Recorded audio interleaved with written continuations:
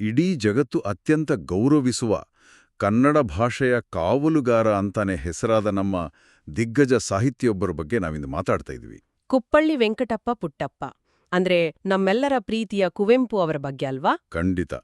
ಕುವೆಂಪು ಅಂದ ತಕ್ಷಣ ನಮ್ಮೆಲ್ಲರಿಗೂ ನೆನಪಾಗೋದು ಅವರ ಕನ್ನಡ ಪ್ರೇಮ. ಆದರೆ ಈ ಮೂಲಗಳನ್ನು ನೋಡಿದಾಗ ಒಂದು ಅಚ್ಚರಿಯ ವಿಚಾರ ಕಣ್ಣಿಗೆ ಬಿತ್ತು.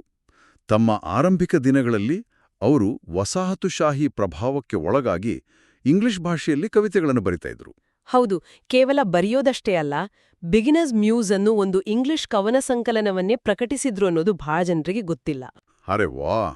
ಅಂದ್ರೆ ಮಲೆನಾಡಿನ ದಟ್ಟ ಕಾಡುಗಳ ಮಧ್ಯೆ ಬೆಳೆದ ಒಬ್ಬ ಸಾಮಾನ್ಯ ಯುವಕ ಇಂಗ್ಲಿಷ್ನಲ್ಲಿ ಬರೆಯೋಕ್ ಶುರು ಮಾಡಿ ಆಮೇಲೆ ಕನ್ನಡಕ್ಕೆ ಒಲಿದು ಜಾತಿ ಧರ್ಮಗಳ ಗೋಡೆಗಳನ್ನ ಕೆಡವಿ ಇಡೀ ಜಗತ್ತಿಗೆ ವಿಶ್ವಮಾನವ ಅನ್ನೋ ತತ್ವವನ್ನ ಹೇಗೆ ಸಾರಿದ್ರು ಅನ್ನೋದೇ ಇಂದಿನ ನಮ್ಮ ಮುಖ್ಯ ಗುರಿ.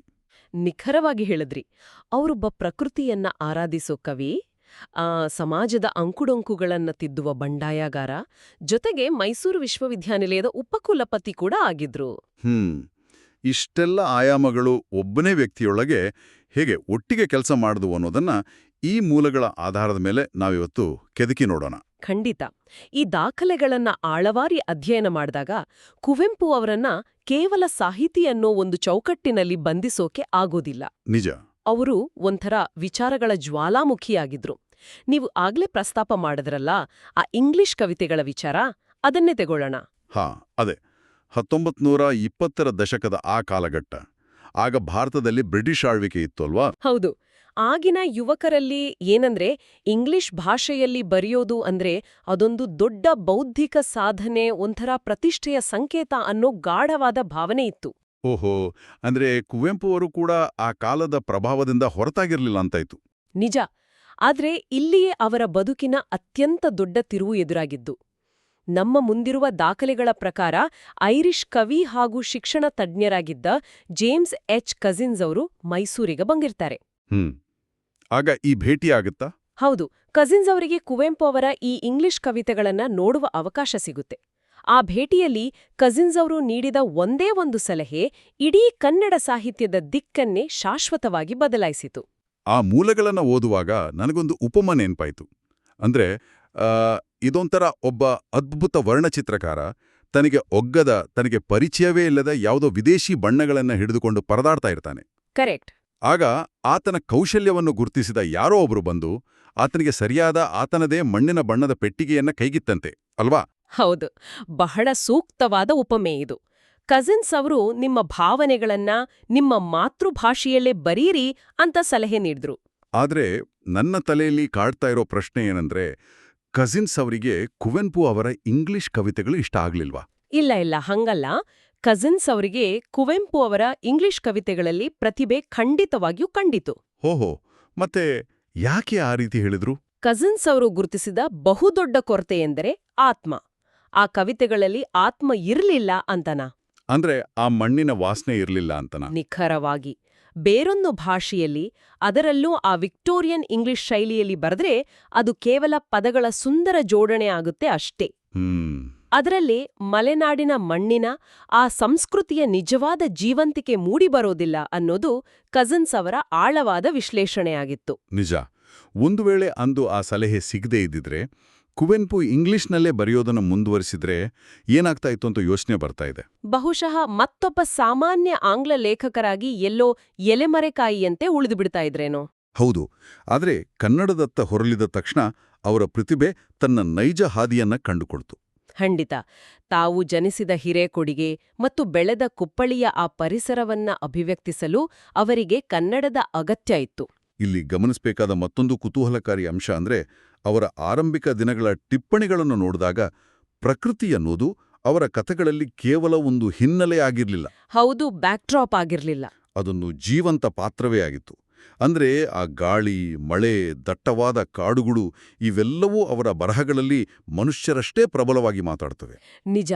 ಮಲೆನಾಡಿನ ಆ ಏಕಾಂತ ಮತ್ತು ಬೃಹತ್ ಬೆಟ್ಟಗುಡ್ಡಗಳು ಅವರ ಆಲೋಚನೆಗಳನ್ನ ಅಷ್ಟೊಂದು ವಿಸ್ತಾರವಾಗಿ ಬೆಳೆಸಿದ್ವು ಅಂತಾನೆ ಹೇಳ್ಬೋದು.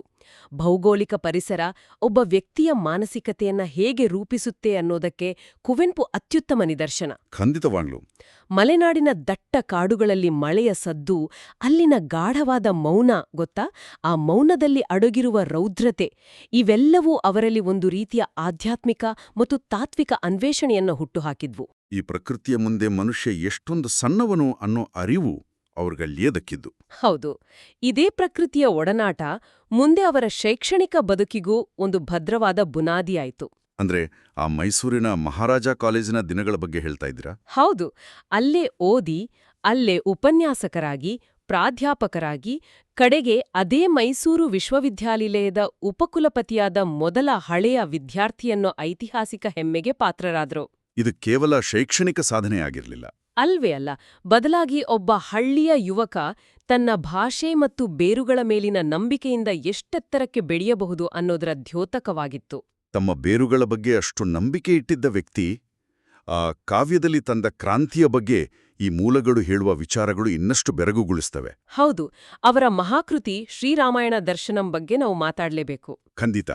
ಈ ಕೃತಿಗೆ 1967ರಲ್ಲಿ ಜ್ಞಾನಪೀಠ ಪ್ರಶಸ್ತಿ ಲಭಿಸ್ತು ಅಲ್ವಾ? ಹೌದು, ವಾಲ್ಮೀಕಿ ರಾಮಾಯಣವನ್ನ ಮಹಾಛಂದಸ್ಸು ಅನ್ನೋ ಮುಕ್ತಕಾವ್ಯ ರೂಪದಲ್ಲಿ ಮರುಸೃಷ್ಟಿಸಿದ ಕೃತಿ ಇದು ಅಂತ ಇಲ್ಲಿನ ದಾಖಲೆಗಳು ವಿವರಿಸ್ತವೆ. ಆದ್ರೆ ಇಲ್ಲೊಂದು ಗಂಭೀರವಾದ ಪ್ರಶ್ನೆ ಎದುರಾಗತ್ತೆ. ಏನದು? ಸಾವಿರಾರು ವರ್ಷಗಳಿಂದ ಜನರು ಅತ್ಯಂತ ಪೂಜ್ಯ ಭಾವನೆಯಿಂದ ಪ್ರಶ್ನಾತೀತವಾಗಿ ಒಪ್ಪಿಕೊಂಡಿರುವ ವಾಲ್ಮೀಕಿ ರಾಮಾಯಣದ ಮೂಲ ಕಥೆಯನ್ನೇ ಬದಲಾಯಿಸುವ ಸಾಹಸಕ್ಕೆ ಕುವೆಂಪು ಕೈಹಾಕಿದ್ದು ಬಹಳ ಅಪಾಯಕಾರಿ ಹೆಜ್ಜೆ ಅಲ್ವಾ? ಹೌದು, ಮೇಲ್ನೋಟಕ್ಕೆ ಹಾಗೆ ಅನ್ಸುತ್ತೆ. ಉದಾಹರಣೆಗೆ ಇದ್ರಲ್ಲಿರುವ ಸೀತೆಯ ಅಗ್ನಿಪ್ರವೇಶದ ಸನ್ನಿವೇಶನೆ ನೋಡಿ. ವಾಲ್ಮೀಕಿ ರಾಮಾಯಣದಲ್ಲಿ ಸೀತೆ ಮಾತ್ರ ಅಗ್ನಿಗಿಳಿತಾಳೆ. ಆದ್ರೆ ಕುವೆಂಪು ಅವರು ಸೀತೆಯ ಜೊತೆಗೆ ರಾಮನೂ ಅಗ್ನಿಗಿಳಿತಾನೆ ಅಂತ ಬರೆದರು. ಹೌದು, ಇದು ಸಾಂಪ್ರದಾಯಿಕ ನಂಬಿಕೆಗಳಿಗೆ ಮತ್ತು ಆಗಿನ ಸಮಾಜಕ್ಕೆ ನೇರ ಸವಾಲು ಹಾಕಿದಂತೆ ಆಗ್ಲಿಲ್ವಾ? ವಿರೋಧಗಳು ವ್ಯಕ್ತವಾಗ್ಲಿಲ್ವಾ? ವಿರೋಧಗಳು ಬರೋದು ಸಹಜವೇ ಆಗಿತ್ತು. ಆಗೆಲ್ಲ ಸಾಕಷ್ಟು ಚರ್ಚೆಗಳು ಆದ್ವು. ಮೇಲ್ನೋಟಕ್ಕೆ ಇದು ಕೇವಲ ಕಥೆಯ ಬದಲಾವಣೆಯಂತೆ ಅಥವಾ ಧಾರ್ಮಿಕ ನಂಬಿಕೆಗಳ ಮೇಲಿನ ಪ್ರಹಾರದಂತೆ ಕಾಣಬಹುದು. ಆದ್ರೆ ನಾವು ಇದರ ಹಿಂದಿನ ಕಾರಣ ಮತ್ತು ಕಾರ್ಯವಿಧಾನವನ್ನ ಆಳವಾಗಿ ವಿಶ್ಲೇಷಣೆ ಮಾಡಬೇಕು. ಅಂದ್ರೆ ಕುವೆಂಪು ಅವರ ಉದ್ದೇಶ ಬೇರೆನೇ ಇತ್ತು ಅಲ್ತೀರಾ? ಹೌದು, ಕುವೆಂಪು ಇಲ್ಲಿ ಮಾಡಿದ್ದು ಅಕ್ಷರಶಃ ಒಂದು ಸಾಂಸ್ಕೃತಿಕ ಕ್ರಾಂತಿ. ವಾಲ್ಮೀಕಿ ರಾಮಾಯಣ ಆ ಕಾಲದ ರಾಜಪ್ರಭುತ್ವದ ಮತ್ತು ಪಿತೃಪ್ರಧಾನ ಮೌಲ್ಯಗಳನ್ನ ಪ್ರತಿಬಿಂಬಿಸಿದ್ರೆ, ಕುವೆಂಪು ಅವರ ದರ್ಶನಂ ಆಧುನಿಕ ಯುಗದ ಪ್ರಜಾಪ್ರಭುತ್ವದ ಸಮಾನತೆಯ ಮೌಲ್ಯಗಳನ್ನ ರಾಮಾಯಣದ ಮೂಲಕ ಜಗತ್ತಿಗೆ ಸಾರಿತು. ಓಹೋ, ಅವರು ಬಳಸಿದ ಆ ಮಹಾಛಂದಸ್ಸು ಕೇವಲ ವ್ಯಾಕರಣದ ಒಂದು ಪ್ರಕಾರ ಆಗಿರ್ಲಿಲ್ಲ, ಅದೊಂದು ಬೌದ್ಧಿಕ ಅಸ್ತ್ರವಾಗಿತ್ತು. ಒಂದು ನಿಮಿಷ. ಸಮಾನತೆಯ ಮೌಲ್ಯ ಅಂದ್ರೆ ಕುವೆಂಪು ಅವರು ರಾಮನನ್ನ ಒಬ್ಬ ದೇವಮಾನವನಿಂದ ಒಬ್ಬ ಸಾಮಾನ್ಯ ಆದರೆ ಆದರ್ಶ ಮನುಷ್ಯನ ಮಟ್ಟಕ್ಕೆ ತಂದ್ರು ಅಂತ ಅರ್ಥನಾ? ನಿಖರವಾಗಿ. ಸೀತೆಯ ಜೊತೆಗೆ ರಾಮ ಬೆಂಕಿಗೆ ಇಳಿಯುವ ಹಿಂದಿನ ತರ್ಕ ಏನಾಗಿತ್ತು ಹಾಗಾದ್ರೆ? ಅಗ್ನಿಪ್ರವೇಶದ ಸನ್ನಿವೇಶವನ್ನ ಆಧುನಿಕ ದೃಷ್ಟಿಕೋನದಿಂದ ನೋಡಿ. ಒಬ್ಬ ಹೆಣ್ಣು ಮಾತ್ರ ಏಕೆ ಸಮಾಜದ ಮುಂದೆ ತನ್ನ ಪಾವಿತ್ರ್ಯತೆಯನ್ನ ಸಾಬೀತುಪಡಿಸಲು ಬೆಂಕಿಗೆ ಇಳಿಬೇಕು? ನಿಜವಾದ ಪ್ರಶ್ನೆ ಇದು. ರಾಮ ಮರ್ಯಾದಾ ಪುರುಷೋತ್ತಮ ಇರಬಹುದು, ದೊಡ್ಡ ಸಾಮ್ರಾಜ್ಯದ ರಾಜ ಆಗಿರಬಹುದು, ಆದ್ರೆ ಕಾನೂನು ಎಲ್ಲರಿಗೂ ಸಮ, ಅದನ್ನ ರೂಪಿಸಿದವನಿಗೂ ಸಹ ಅದು ಅನ್ವಯಿಸುತ್ತೆ ಅನ್ನೋ ಉನ್ನತ ನ್ಯಾಯವನ್ನ ಕುವೆಂಪು ಇಲ್ಲಿ ಸ್ಥಾಪಿಸಿದ್ರು. ಅದ್ಭುತವಾದ ಚಿಂತನೆ. ಸೀತೆಯ ಜೊತೆಗೆ ತಾನೂ ಅಗ್ನಿಗೆ ಇಳಿಯೋ ಮೂಲಕ ರಾಮ ತನ್ನ ಅಚಲ ಪ್ರೀತಿಯನ್ನ ಮತ್ತು ಸೀತೆ ಮೇಲಿನ ತನ್ನ ಸಂಪೂರ್ಣ ನಂಬಿಕೆಯನ್ನ ಸಾಬೀತು ಮಾಡ್ತಾನೆ. ಅಂದ್ರೆ ಇಲ್ಲಿ ಅಗ್ನಿ ಅನ್ನೋದು ಕೇವಲ ದಹಿಸುವ ಬೆಂಕಿ ಅಲ್ಲ. ಅಲ್ಲವೇ ಅಲ್ಲ, ಅದೊಂದು ಆತ್ಮಶುದ್ಧಿಯ ಸಂಕೇತ. ಗಂಡು ಹೆಣ್ಣು ಇಬ್ರೂ ಸಮಾನರು ಅನ್ನೋದರ ಪ್ರಬಲ ಪ್ರತಿಪಾದನೆ. ಕುವೆಂಪು ವಾಲ್ಮೀಕಿಯ ಕಥೆಯನ್ನ ಅಳಿಸಲಿಲ್ಲ, ಬದಲಾಗಿ ಕಾಲಕ್ಕೆ ತಕ್ಕಂತೆ ಅದನ್ನ ಎತ್ತರಿಸಿದರು. ಪಾತ್ರೆಗಳ ಘನತೆಯನ್ನ ಹೆಚ್ಚಿಸಿದರು. ಹೌದು, ಅವರು ಯಾವುದೇ ಪಾತ್ರವನ್ನ ಕೀಳಾಗಿ ಕಾಣಲಿಲ್ಲ. ಅಷ್ಟೇ ಯಾಕೆ, ರಾವಣನ ಪಾತ್ರಕ್ಕೂ ಅವರು ಒಂದು ಔನ್ನತ್ಯವನ್ನ ಕೊಟ್ರು. ಪುರಾಣದ ಕಥೆಯೊಂದನ್ನ ಇಷ್ಟು ಸೂಕ್ಷ್ಮವಾಗಿ, ಅಷ್ಟೇ ಪ್ರಬಲವಾಗಿ ವಾಸ್ತವದ ಮೌಲ್ಯಗಳಿಗೆ ಬೆಸೆದ ರೀತಿ ನಿಜಕ್ಕೂ ಅದ್ಭುತ. ಖಂಡಿತ. ಆದರೆ ಇಲ್ಲಿ ನನಗೆ ಇನ್ನೊಂದು ಆಶ್ಚರ್ಯ ಅಂದ್ರೆ, ಕಾವ್ಯದಲ್ಲಿ ಅಂತಹ ದೈವಿಕ ಮತ್ತು ಆದರ್ಶ ಪ್ರಪಂಚವನ್ನ ಕಟ್ಟಿಕೊಟ್ಟ ಕುವೆಂಪು ಗದ್ಯಕ್ಕೆ ಬರುವಷ್ಟರಲ್ಲಿ ಸಂಪೂರ್ಣವಾಗಿ ಬದಲಾಗ್ತಾರೆ. ಅಂದ್ರೆ ಕಾದಂಬರಿಗಳ ಬಗ್ಗೆ ಹೇಳ್ತಾ ಇದ್ದೀರಾ? ಹೌದು. ಕಾದಂಬರಿಗಳಲ್ಲಿ ಅವರು ಸಂಪೂರ್ಣವಾಗಿ ನೆಲದ ಒರಟು ವಾಸ್ತವಕ್ಕೆ ಇಳಿದುಬಿಡ್ತಾರೆ. ಮೂಲಗಳಲ್ಲಿರುವ ಅವರ ಕಾನೂರು ಹೆಗ್ಗಡತಿ ಮತ್ತು ಮಲೆಗಳಲ್ಲಿ ಮದುಮಗಳು ಕಾದಂಬರಿಗಳ ವಿಮರ್ಶೆಗಳನ್ನು ಓದಿದಾಗ ನನಗನಿಸ್ತು, ಇವು ಕೇವಲ ಕಾದಂಬರಿಗಳಲ್ಲ ಅಂತ. ಮತ್ತೇನು ಅನಿಸ್ತು ನಿಮ್ಗೆ? ಅಂದಿನ ಕಾಲದ ಮಲೆನಾಡಿನ ಜನಜೀವನದ ದರ್ಪಣಗಳು ಅನಿಸ್ತು.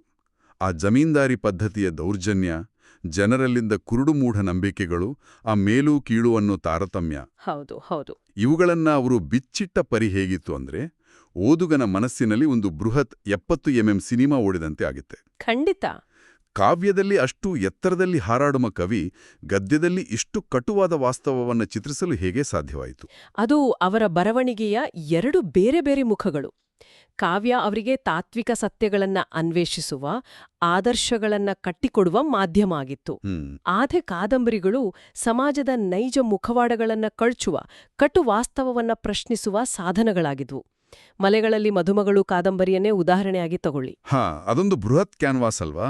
ಹೌದು. ಅಲ್ಲಿ ಬರುವ 100 ಪಾತ್ರಗಳು ಸಮಾಜದ ವಿವಿಧ ಸ್ತರಗಳನ್ನ ಪ್ರತಿನಿಧಿಸ್ತವೆ.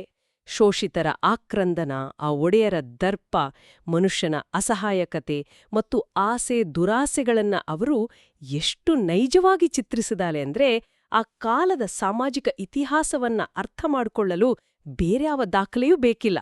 ನಿಜ. ಕೇವಲ ಕಥೆಯಲ್ಲ, ಸಮಾಜದ ಒಂದು ಅಡ್ಡಸೀಳಿಕೆಯನ್ನೇ ಅವರು ತೆರೆದಿಟ್ರು ಅನ್ಸುತ್ತೆ. ಹೌದು. ಕ್ರಾಸ್ ಸೆಕ್ಷನ್ ಅಂತೀವಲ್ಲ ಹಾಗೆ. ತಾವು ಹುಟ್ಟಿ ಬೆಳೆದ ಪರಿಸರದಲ್ಲಿ ನಡೆಯುತ್ತಿದ್ದ ಅನ್ಯಾಯಗಳನ್ನ ಅವರು ಕಣ್ಮುಚ್ಚಿ ನೋಡ್ಲಿಲ್ಲ. ಬದಲಾಗಿ ಅದನ್ನ ಅಕ್ಷರಗಳ ಮೂಲಕ ಅಷ್ಟೇ ತೀವ್ರವಾಗಿ ಪ್ರಶ್ನಿಸಿದ್ರು. ಆ ಪ್ರಶ್ನಿಸುವ ಮನೋಭಾವ, ಆ ಸಮಾಜಮುಖಿ ಚಿಂತನೆಗಳೇ ಮುಂದೆ ಅವರ ಬಹುದೊಡ್ಡ ತತ್ವಚಿಂತನೆಗೆ ದಾರಿಯಾಯಿತು ಅನ್ನೋದು ಈ ಟಿಪ್ಪಣಿಗಳಿಂದ ಸ್ಪಷ್ಟವಾಗುತ್ತೆ. ಹೌದು. ವಿಶ್ವಮಾನವ ತತ್ವದ ಕಡೆಗೆ ನಮ್ಮ ಚರ್ಚೆ ಹೋಗ್ತಾ ಇದೆ. ಖಂಡಿತ. ನಾವು ಕುವೆಂಪು ಅವರ ಆ ಪ್ರಸಿದ್ಧ ವಿಶ್ವಮಾನವ ತತ್ವದ ಬಗ್ಗೆ ಮಾತಾಡಲೇಬೇಕು. ಈ ಮೂಲಗಳಲ್ಲಿ ವಿವರಿಸಿರುವಂತೆ ಪ್ರತಿ ಮಗುವೂ ಹುಟ್ಟುವಾಗ ವಿಶ್ವಮಾನವನಾಗಿಯೇ ಹುಟ್ಟುತ್ತೆ. ಆದರೆ ಈ ಸಮಾಜ, ನಮ್ಮ ವ್ಯವಸ್ಥೆ, ಆ ಮಗುವನ್ನ ಜಾತಿ, ಧರ್ಮ, ಜನಾಂಗಗಳ ಆಧಾರದ ಮೇಲೆ ಕಿರಿದಾದ ಗಡಿಗಳೊಳಗೆ ಬಂಧಿಸಿ ಅಲ್ಪಮಾನವನನ್ನಾಗಿ ಮಾಡುತ್ತೆ. ಇದು ಇಂದಿಗೂ ಅತ್ಯಂತ ಪ್ರಸ್ತುತ ಎನಿಸುವ ವಿಚಾರ ಅಲ್ವಾ? ಹೌದು. ಇದು ಮನುಕುಲದ ಅತಿ ದೊಡ್ಡ ದುರಂತವನ್ನ ಎತ್ತಿ ತೋರಿಸುವ ಸತ್ಯ. ಮಗು ಹುಟ್ಟಿದಾಗ ಅದಕ್ಕೆ ಯಾವುದೇ ಜಾತಿ ಇರೋದಿಲ್ಲ, ಧರ್ಮ ಇರೋದಿಲ್ಲ, ದೇಶದ ಗಡಿಗಳ ಪರಿವೇ ಇರೋದಿಲ್ಲ ಆ ಮಗುವಿಗೆ. ನಿಜ. ಅದು ಪ್ರಕೃತಿಯ ಒಂದು ಪರಿಶುದ್ಧವಾದ ಸೃಷ್ಟಿ. ಆದ್ರೆ ಆ ಮಗು ಬೆಳೆಯುತ್ತಾ ಹೋದಂತೆ ಸಮಾಜ ಅದರ ಮೇಲೆ 100 ಲೇಬಲ್ಗಳನ್ನ ಅಂಟಿಸಲು ಶುರು ಮಾಡುತ್ತೆ. ನೀನು ಈ ಜಾತಿಯವನು, ನೀನು ಈ ಧರ್ಮದವನು, ನೀನು ಈ ಭಾಷೆಯವನು ಅಂತ ನಿರಂತರವಾಗಿ ವಿಭಜಿಸ್ತಾ ಹೋಗುತ್ತೆ. ಇದನ್ನೇ ಕುವೆಂಪು ಬಹಳ ಕಟುವಾಗಿ ವಿರೋಧಿಸಿದ್ದು. ಹೌದು. ಮನುಷ್ಯನ ಅಂತಿಮ ಗುರಿ ತಾನು ಹುಟ್ಟಿದಾಗ ಇದ್ದ ಆ ವಿಶ್ವಮಾನವ ಸ್ಥಿತಿಗೆ ಮರಳುವುದೂ ಆಗಿರಬೇಕು, ಆ ಗಡಿಗಳನ್ನ ಮುರಿಬೇಕು ಅಂತವರು ಪ್ರತಿಪಾದಿಸಿದ್ರು. ಈ ವಿಶ್ವಮಾನವ ಕಲ್ಪನೆಯನ್ನು ಓದುವಾಗ ಅದನ್ನು ಅರ್ಥೈಸಿಕೊಳ್ಳಲು ನನ್ನ ತಲೆಯಲ್ಲಿ ಒಂದು ಚಿತ್ರಣ ಮೂಡಿತು. ಓಹೋ, ಏನಾ ಚಿತ್ರಣ? ಇದನ್ನೊಂದು ಉಪಮೆಯ ಮೂಲಕ ಹೇಳೋದಾದ್ರೆ, ಪ್ರತಿಯೊಬ್ಬ ಮನುಷ್ಯನು ಹುಟ್ಟುವಾಗ ಒಂದು ವಿಸ್ತಾರವಾದ ಎಲ್ಲೆಗಳಿಲ್ಲದ ಸಾಗರದಂತೆ ಹುಟ್ಟುತ್ತಾನೆ. ಆದರೆ ಈ ಸಮಾಜ ಏನ್ಮಾಡುತ್ತೆ? ಆ ಸಾಗರದ ನೀರನ್ನ ತಂದು ಜಾತಿ, ಧರ್ಮ, ಭಾಷೆಯನ್ನು ಸಣ್ಣ ಸಣ್ಣ ಗಾಜಿನ ಬಾಟ್ಲಿಗಳಲ್ಲಿ ತುಂಬಿ ಬಿಗಿಯಾಗಿ ಮುಚ್ಚಳ ಹಾಕಿಬಿಡುತ್ತೆ. ಆಹಾ, ಬಹಳ ಚೆನ್ನಾಗಿದೆ ಈ ಉಪಮೆ. ಬಹಳಷ್ಟು ಜನ ತಾವು ಆ ಬಾಟ್ಲಿ ಒಳಗಿನ ನೀರು ಅದೇ ಇಡೀ ಪ್ರಪಂಚ ಅಂತ ಭ್ರಮಿಸಿ ಬದುಕ್ತಾ ಇರ್ತಾರೆ. ಕುವೆಂಪು ಆ ಬಾಟ್ಲಿಯನ್ನ ಒಡೆದು ಮನುಷ್ಯನನ್ನ ಮತ್ತೆ ಸಾಗರವಾಗಿಸುವ ಬಗ್ಗೆ ಮಾತಾಡ್ತಾ ಇದ್ರು ಅಲ್ವಾ? ಹೌದು, ಸಂಪೂರ್ಣವಾಗಿ ಸರಿ. ಆದ್ರೆ ಇಲ್ಲಿ ನನ್ನದೊಂದು ಪ್ರಬಲವಾದ ಪ್ರಶ್ನೆ ಇದೆ. ಕೇಳಿ. ವೇದಿಕೆ ಮೇಲೆ ನಿಂತು ಭಾಷಣ ಮಾಡೋದು ಅಥವಾ ಪುಸ್ತಕಗಳಲ್ಲಿ ಇಂತಹ ದೊಡ್ಡ ತತ್ವಗಳನ್ನ ಬರೆಯೋದು ಬಹಳ ಸುಲಭ. ಆದ್ರೆ ಈ ವಿಚಾರ ಕ್ರಾಂತಿಯನ್ನ, ಈ ವೈಜ್ಞಾನಿಕ ಮನೋಭಾವವನ್ನ ಅವರು ವಾಸ್ತವದಲ್ಲಿ ಅಂದ್ರೆ ನಿಜ ಜೀವನದಲ್ಲಿ ಆಚರಣೆಗೆ ತರಲು ಏನಾದ್ರೂ ಪ್ರಯತ್ನ ಪಟ್ರಾ? ಅಥವಾ ಇದು ಕೇವಲ ಸಾಹಿತ್ಯಕ್ಕೆ ಮಾತ್ರ ಸೀಮಿತ ಆಯ್ತಾ? ನಿಮ್ಮ ಪ್ರಶ್ನೆಗೂ ಅದೇ ಮೂಲದಲ್ಲಿ ಉತ್ತರವಿದೆ. ಕುವೆಂಪು ಅವರು ಕೇವಲ ಉಪದೇಶ ನೀಡುವ ಸಿದ್ಧಾಂತಿ ಆಗಿರ್ಲಿಲ್ಲ. ಸಮಾಜವನ್ನ ಬದಲಾಯಿಸಲು ಹೊರಟ ಅವರು ಆ ಬದಲಾವಣೆಯನ್ನ ಬೇರೆಲ್ಲಿಂದಲೂ ಅಲ್ಲ, ತಮ್ಮ ಸ್ವಂತ ಮನೆಯಿಂದಲೇ ಶುರು ಮಾಡಿದರು. ಅಂದ್ರೆ ಹೇಗೆ? ಅದರ ಅತಿ ದೊಡ್ಡ ಮತ್ತು ಕ್ರಾಂತಿಕಾರಿ ಉದಾಹರಣೆಯೇ ಅವರು ಪರಿಚಯಿಸಿದ ಮಂತ್ರ ಮಾಂಗಲ್ಯ ಅನ್ನೋ ಹೊಸ ವಿವಾಹ ಪದ್ಧತಿ. ಓಹೋ, ಮಂತ್ರಮಾಂಗಲ್ಯ. ಹೌದು. ವಿವಾಹ ಅನ್ನೋದು 2 ಮನಸ್ಸುಗಳ, 2 ಸಮಾನಸ್ಕಂಧರ ನಡುವಿನ ಬದ್ಧತೆಯೇ ಹೊರತು ಅದೊಂದು ಆಡಂಬರದ ಪ್ರದರ್ಶನ ಆಗಬಾರದು ಅಂತ ಅವರು ನಂಬಿದ್ರು. ಸಮಾಜದ ಮೂಢನಂಬಿಕೆಗಳ ಪ್ರದರ್ಶನ ಆಗಬಾರದು ಅಂತ ಅವರ ದೃಢವಾದ ನಿಲುವಾಗಿತ್ತು. ಮಂತ್ರಮಾಂಗಲ್ಯ ಅಂದ್ರೆ ಯಾವುದೇ ಪುರೋಹಿತರಿಲ್ದೆ ಮಂತ್ರಗಳಿಲ್ದೆ ನಡೆಯುವ ಮದುವೆನ? ಅದು ಆಗಿನ ಕಾಲದ ಆ ಸಾಂಪ್ರದಾಯಿಕ ಸಮಾಜದಲ್ಲಿ ಹೇಗೆ ಸಾಧ್ಯವಾಯಿತು? ಸಾಧ್ಯ ಮಾಡಿದ್ರು ಅವರು. ವಿರೋಧಗಳು ಬರಲಿಲ್ವಾ? ವಿರೋಧಗಳು ಖಂಡಿತವಾಗಿಯೂ ಬಂದುವು. ಆದ್ರೆ ಕುವೆಂಪು ಹಿಂದೆ ಸರಿಯಲಿಲ್ಲ. ವರದಕ್ಷಿಣೆ ಇಲ್ಲದ, ಆ ಜಾತಿ ಗೋತ್ರಗಳ ಪರೀಕ್ಷೆ ಇಲ್ಲದ, ಪುರೋಹಿತರ ಸಂಸ್ಕೃತ ಮಂತ್ರಘೋಷಗಳಿಲ್ಲದ ಮತ್ತೆ ಆ ದುಬಾರಿ ಖರ್ಚುಗಳಿಲ್ಲದ ಅತ್ಯಂತ ಸರಳವಾದ ಜಾತ್ಯತೀತ ವಿವಾಹ ಪದ್ಧತಿಯನ್ನ ಅವರು ರೂಪಿಸಿದ್ರು. ಅದ್ಭುತ. ಇಲ್ಲಿ ಗಂಡು ಹೆಣ್ಣು ಇಬ್ಬರೂ ಪರಸ್ಪರ ಸಮಾನತೆಯನ್ನ ಸಾರುವ ಅರ್ಥಪೂರ್ಣವಾದ ಕನ್ನಡದ ವಚನಗಳನ್ನ ಅಂದ್ರೆ ಪ್ರಮಾಣಗಳನ್ನ ಸ್ವೀಕರಿಸ್ತಿದ್ರು. ಅಂದ್ರೆ ವೋವ್ಸ್ ಅಂತೀವಲ್ಲ ಹಾಗೆ. ಹೌದು. ಅಷ್ಟೇ ಅಲ್ಲ, ತಮ್ಮ ಸ್ವಂತ ಮಕ್ಕಳ ವಿವಾಹವನ್ನ ಅವರು ಇದೇ ಮಂತ್ರಮಾಂಗಲ್ಯ ಪದ್ಧತಿಯ ಮೂಲಕ ನೆರವೇರಿಸಿದ್ರು. ಅರೆ, ಇದು ಬಾಯಿ ಮಾತಿನ ಕ್ರಾಂತಿ ಆಗಿರ್ಲಿಲ್ಲ, ಇದು ಆಚರಣೆಯ ಕ್ರಾಂತಿನೇ ಸರಿ. ಖಂಡಿತ. ತಾನು ನಂಬಿದ ತತ್ವವನ್ನ ಎಷ್ಟೇ ವಿರೋಧ ಬಂದ್ರೂ ತನ್ನ ಜೀವನದಲ್ಲಿ ಅಳವಡಿಸಿಕೊಳ್ಳುವ ಇಂಥ ದಾರ್ಶನಿಕ ನಿಲುವುಗಳೇ ಅವರಿದ ಪದ್ಮವಿಭೂಷಣ ಮತ್ತು ಕರ್ನಾಟಕ ರತ್ನದಂತಹ ಅತ್ಯುನ್ನತ ಗೌರವಗಳನ್ನ ತಂದುಕೊಟ್ಟು. ತಾವು ಬರೆದಿದ್ದನ್ನ ಬದುಕಿ ತೋರಿಸುವ ಆ ಪ್ರಾಮಾಣಿಕತೆ ನಿಜಕ್ಕೂ ಅಪರೂಪ. ಹೌದು. ಕುವೆಂಪು ಅವರು ಕೇವಲ ಒಬ್ಬ ಸಾಹಿತ್ಯಾಗಿ ಉಳಿಯದೆ ಒಂದು ನಾಡಿನ ಸಾಂಸ್ಕೃತಿಕ ನಾಯಕರಾಗಿ, ದಾರ್ಶನಿಕರಾಗಿ ಬೆಳೆದದ್ದು ಇದೇ ಕಾರಣದಿಂದ ಅನ್ನೋದು ಈಗ ಸ್ಪಷ್ಟವಾಗ್ತಾ ಇದೆ. ಹೌದು. ಅವರ ಸಾಧನೆಗಳು ಕೇವಲ ಸಾಹಿತ್ಯಕ್ಕೆ ಮಾತ್ರ ಸೀಮಿತ ಆಗಿರಲಿಲ್ಲ. ಈ ಎಲ್ಲ ಐತಿಹಾಸಿಕ ಸಾಧನೆಗಳ ನಂತರ ನವೆಂಬರ್ 11, 1994ರಲ್ಲಿ ತಮ್ಮ 89ನೇ ವಯಸ್ಸಿನಲ್ಲಿ ಅವರು ನಿಧನರಾದರು ಅನ್ನೋ ಮಾಹಿತಿಯೊಂದಿಗೆ ಈ ಮೂಲಗಳ ಅಂತಿಮ ಘಟ್ಟ ತಲುಪಿದ್ದೀವಿ ನಾವು. ಆದ್ರೆ ಅವರು ಬಿಟ್ಟು ಹೋದ ಹೆಜ್ಜೆ ಗುರುತುಗಳು ಇಂದಿಗೂ ಭದ್ರವಾಗಿವೆ. ನಿಜ.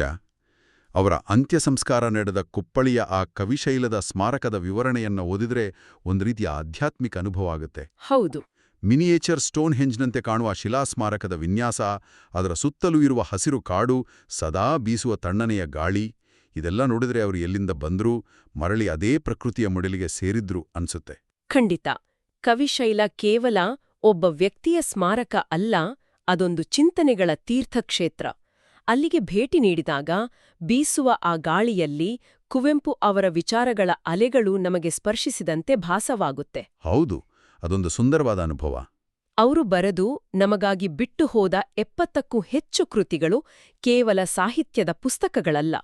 ಅವು ನಾವು ಹೇಗೆ ಒಬ್ಬ ಮುಕ್ತ ಮನಸ್ಸಿನ ಉತ್ತಮ ಮನುಷ್ಯನಾಗಿ ಬದುಕಬೇಕು ಅನ್ನೋದನ್ನ ಕಲಿಸುವ ಕೈಪಿಡಿಗಳು. ಅವರ ಬರವಣಿಗೆಯಲ್ಲಿ ಯಾವುದೇ ದ್ವೇಷ ಇರಲಿಲ್ಲ, ಬದಲಿಗೆ ಸಮಸ್ತವನ್ನ ಎಲ್ಲರನ್ನೂ ಒಳಗೊಳ್ಳುವ ವಿಶಾಲತೆ ಇತ್ತು ಅಲ್ವಾ? ಹೌದು. ಅದೇ ಗುಣ ಅವರನ್ನ ಜಗತ್ತಿನ ಶ್ರೇಷ್ಠ ಚಿಂತಕರಲ್ಲಿ ಒಬ್ಬರನ್ನಾಗಿ ನಿಲ್ಲಿಸುತ್ತೆ. ಈ ವಿಶಾಲತೆಯ ಮಾತಿಗೆ ಪುಷ್ಟಿ ನೀಡುವಂತೆ ಅವರ ಅತ್ಯಂತ ಪ್ರಸಿದ್ಧ ಕವನದ ಸಾಲೊಂದು ಇಲ್ಲಿ ಉಲ್ಲೇಖ ಆಗಿದೆ. ಓ, ನನ್ನ ಚೇತನ ಆಗುನಿ ಅನಿಕೇತನ ಅನ್ನೋ ಸಾಲು ತಾನೆ? ಹೌದು. ಅಂದ್ರೆ ಎಲೈ ಆತ್ಮವೇ, ಯಾವುದೇ ಸಣ್ಣ ಗಡಿಗಳಿಗೆ, ಆ ಚೌಕಟ್ಟುಗಳಿಗೆ, ಜಾತಿ ಧರ್ಮದ ಗೋಡೆಗಳಿಗೆ ಸಿಲುಕುಕೊಳ್ಳಬೇಡ, ನಿನ್ನ ಅಸ್ತಿತ್ವ ವಿಶಾಲವಾಗಿರಲಿ, ಅನಿಕೇತನವಾಗಿರಲಿ ಅನ್ನುವ ಆ ಮಹಾನ್ ಸಂದೇಶ. ಅನಿಕೇತನ ಅಂದ್ರೆ ಮನೆಯಿಲ್ಲದ, ಗಡಿಯಿಲ್ಲದ ವಿಸ್ತಾರ ಅನ್ನೋ ಅರ್ಥ ಬರುತ್ತೆ. ಪ್ರತಿಯೊಬ್ಬರೂ ತಮ್ಮೊಳಗಿನ ಈ ಅನಿಕೇತನವನ್ನ ಹುಡುಕುವ ಪ್ರಯತ್ನ ಮಾಡಬೇಕಿದೆ. ಆಗು ನೀ ಅನಿಕೇತನ ಅನ್ನೋದು ಕೇವಲ ಒಂದು ಕವಿತೆಯ ಸಾಲಲ್ಲ, ಅದೊಂದು ಬದುಕಿನ ಮಂತ್ರ. ಮನುಷ್ಯ ತನ್ನೊಳಗಿನ ಅಹಂಕಾರವನ್ನ, ತಾನು ಶ್ರೇಷ್ಠ ಅನ್ನೋ ಭ್ರಮೆಯನ್ನ ಬಿಟ್ಟು ಈ ಬೃಹತ್ ಸೃಷ್ಟಿಯ ಮುಂದೆ ತಾನೊಂದು ಸಣ್ಣ ಕಣ ಅಂದ ಅರಿತಾಗ ಮಾತ್ರ ಆ ವಿಶಾಲವಾದ ಅನಿಕೇತನ ಸ್ಥಿತಿಯನ್ನ ತಲುಪಲು ಸಾಧ್ಯ. ಖಂಡಿತ. ಭೌತಿಕವಾಗಿ ಕುವೆಂಪು ಅವರು ಇಂದು ನಮ್ಮೊಂದಿಗೆ ಇಲ್ಲದಿರಬಹುದು, ಆದ್ರೆ ಅವರು ತೋರಿದ ಈ ವಿಶ್ವಮಾನವ ತತ್ವ ಮತ್ತು ಆ ವೈಚಾರಿಕ ಮಾರ್ಗ ನಮ್ಮನ್ನ ಸದಾ ಎಚ್ಚರಿಸ್ತಲೇ ಇರುತ್ತೆ.